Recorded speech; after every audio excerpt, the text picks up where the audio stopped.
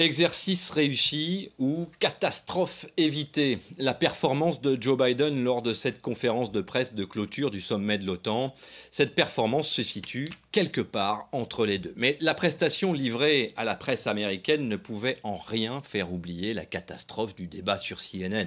Ce débat qui a clairement déclenché la vague de doutes jusque dans son propre camp quant à l'opportunité de sa candidature. Le président et candidat Biden n'en démord pourtant pas. Il est le plus qualifié, pense-t-il, pour emmener son camp vers la victoire face à Donald Trump.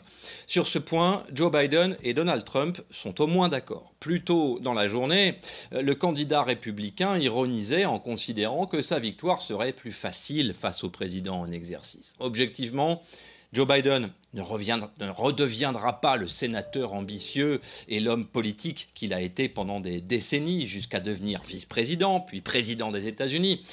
Il y a donc assez peu de chances que ces élus démocrates de la Chambre des représentants reviennent sur leurs propos pour à nouveau soutenir Joe Biden. Durant la journée et pendant cette conférence de presse, le président est quand même parvenu à intervertir les noms de Volodymyr Zelensky et Vladimir Poutine et également ceux de Kamala Harris et Donald Trump. Le public américain est désormais habitué à ces confusions. Reste à savoir maintenant si les barons du camp démocrate vont tolérer ces lapsus encore longtemps.